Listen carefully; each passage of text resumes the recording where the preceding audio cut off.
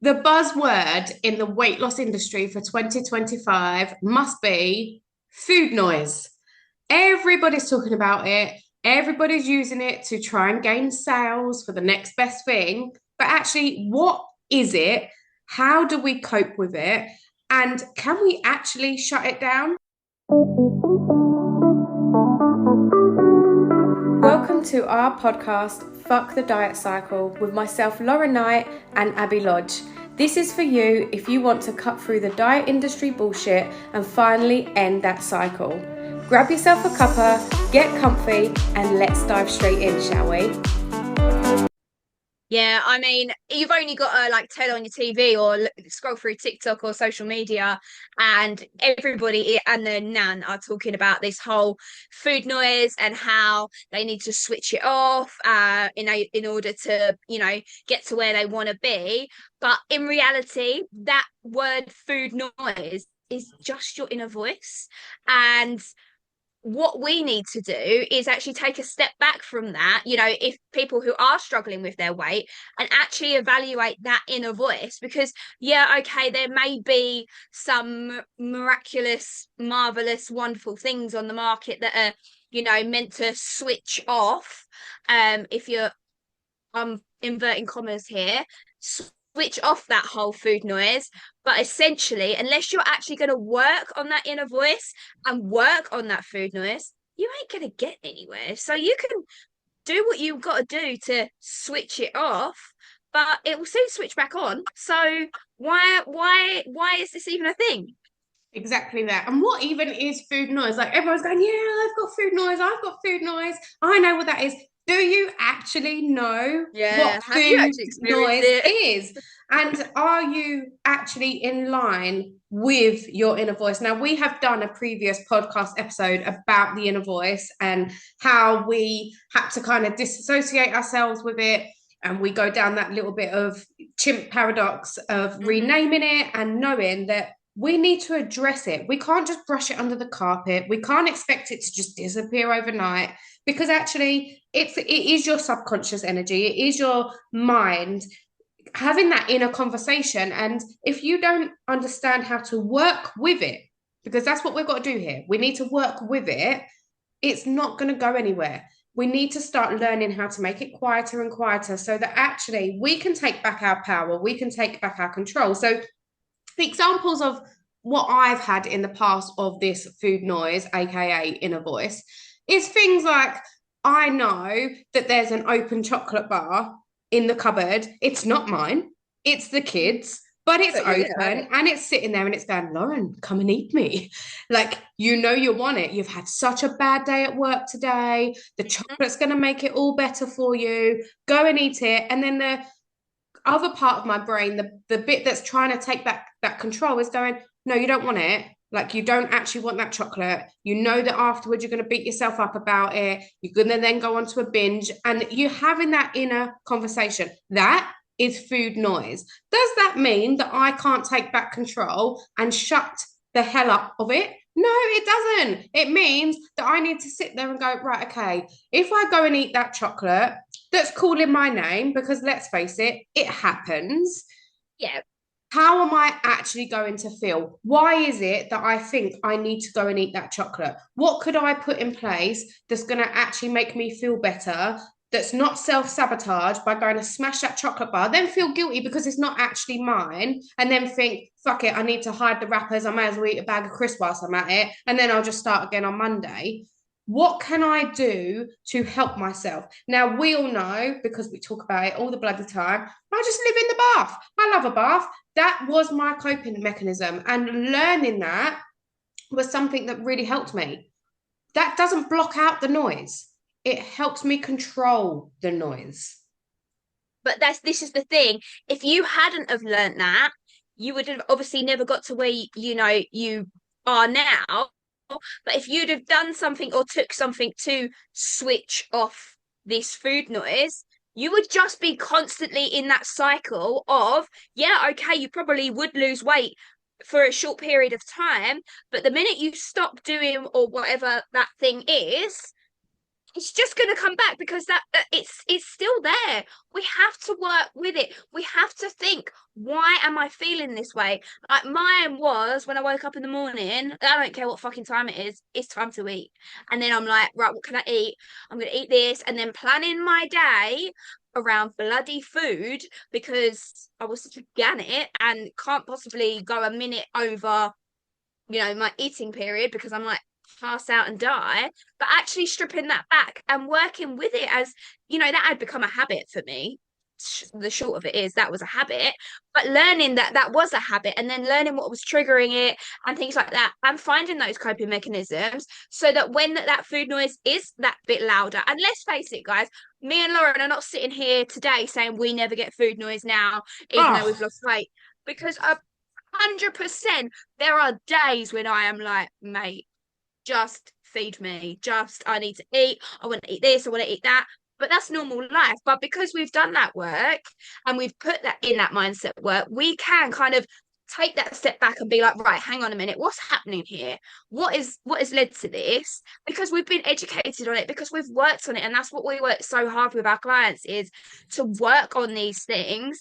That yeah, just because you put a fancy buzzword on it, what you're actually doing is sorting out your inner voice, and that's what we do. and also, if we take your journey, right, let's actually give some real insight to us, our journeys, because people are listening to us, they've been listening to us for a while now. And I think we, as me and you, forget how far we've come as well. And Yeah. our listeners need to know that what we go through or what we went through. So I want to take you back to your bar scenario, right?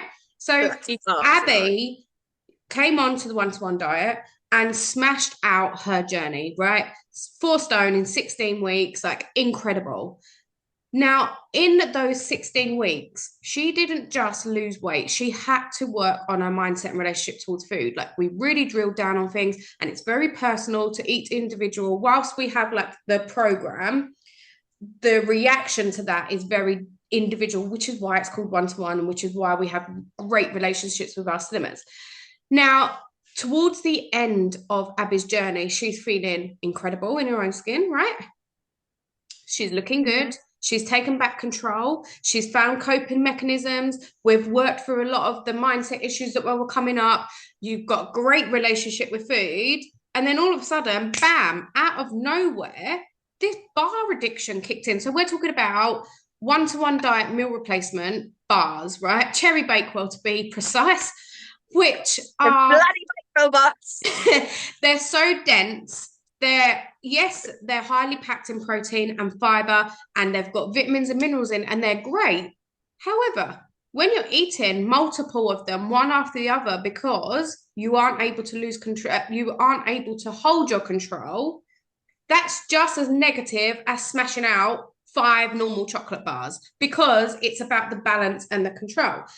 So what did we have to do? We had to strip it back. And Mm-hmm. we had to understand what on earth was going on here because it was like you'd taken like a regression step. It was like a, Yeah. I don't know, sleep regression via food and weight But loss which is bars. so normal, and so many people don't understand that the people that you see that are, walking around, they have had success, they have regressed at some point in their journey to then learn again, to then push forwards. And thank fuck I did learn because God, that was a lot of calories I It was consuming. was. It was a lot of calories, but the point here is you didn't quit at this point. Now, the difference No. why you have been maintaining for over 3 years and or you could have gone back to square one is the fact that you was like, right, okay, this is going on.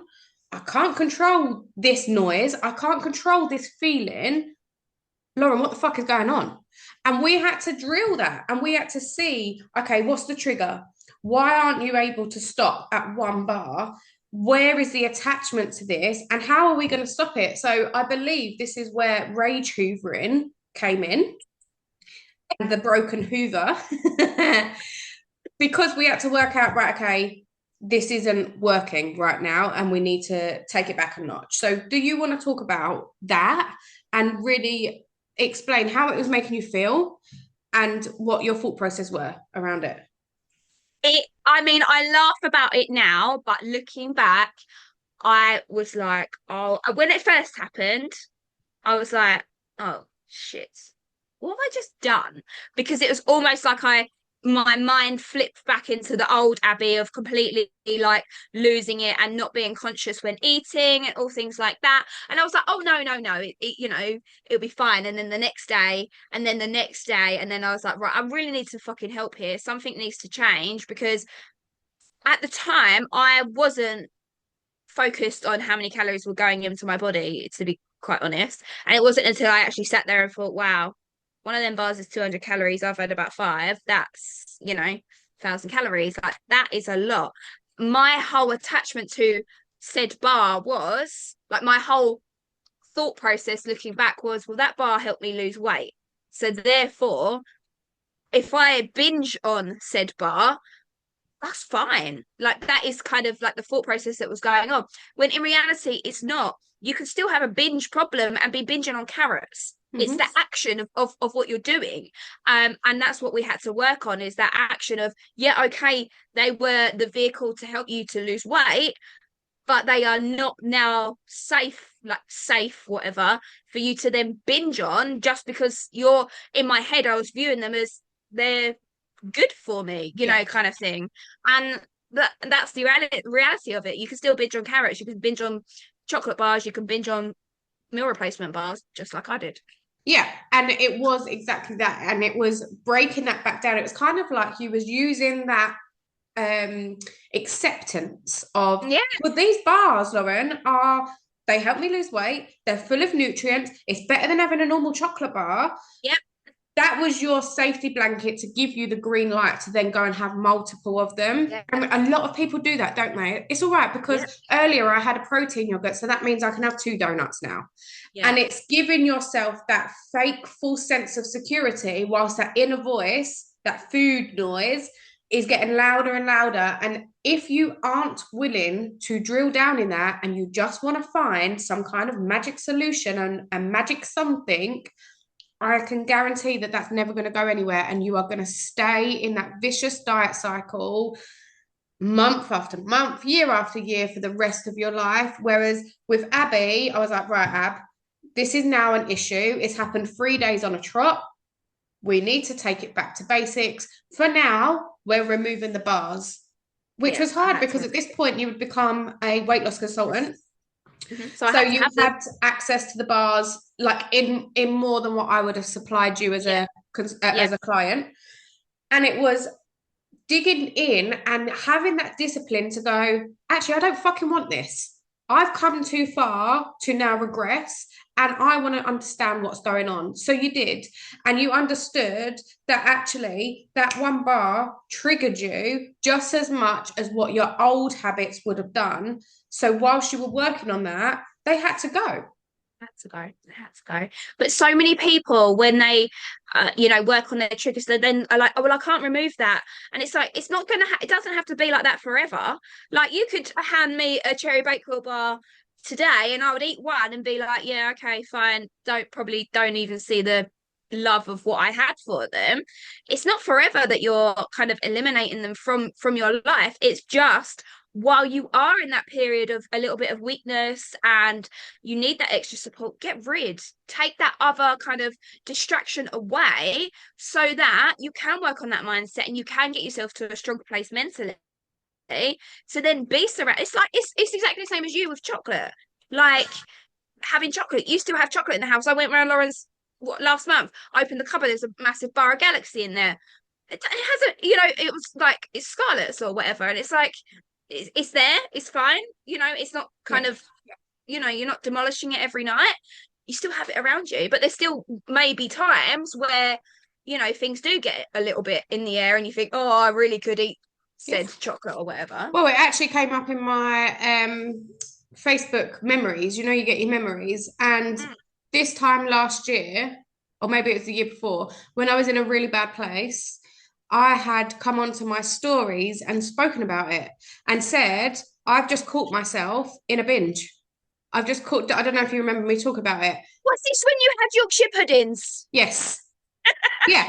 So I literally, in my head, was like, how can I sabotage myself? Like, I knew I was doing it. I knew. So I literally, in the middle of the day, made a batch of 12, like homemade, stodgy Yorkshire puddings. I made mash, I made gravy, and I stuffed it in. And whilst I was eating it, I was like, I'm not enjoying this. I'm doing it to hurt myself. That's what it was. It was like, I'm in a really bad place. I'm negative. I'm raging with everything and everyone, and my life shit, and all of that bullshit. And I literally used food to fuck myself, basically. Like, Yeah. that's what it was. And I remember doing it. And I remember going on stories afterwards going, this is what I've done. I'm going to tell you right now, in the moment, I feel shit. It hasn't made me feel any happier. It hasn't solved my problems. I don't feel good for it.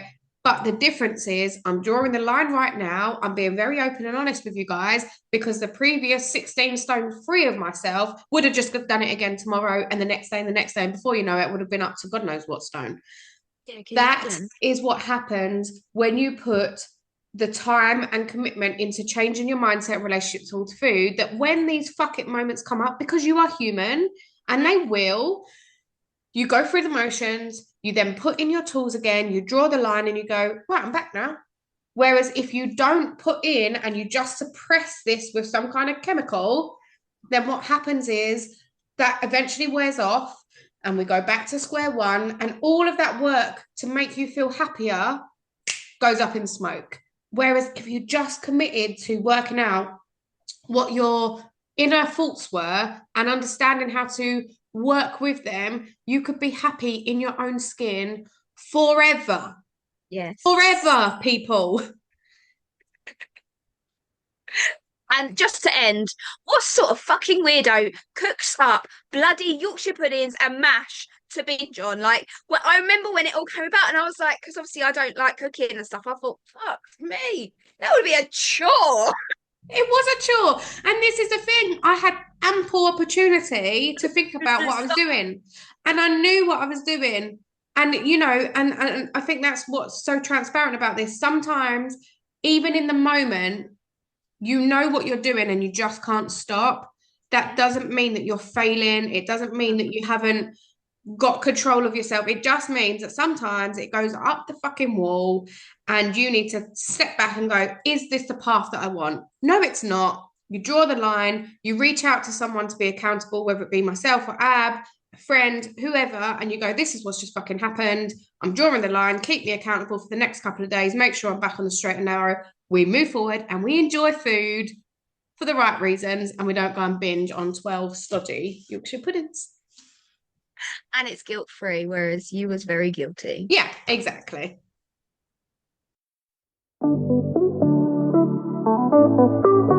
Thank you for listening. If you loved it, don't forget to press that subscribe button and the little bell so that you never miss a future episode. We will be back here with a new one on Sunday at 7 a.m. We'll see you there.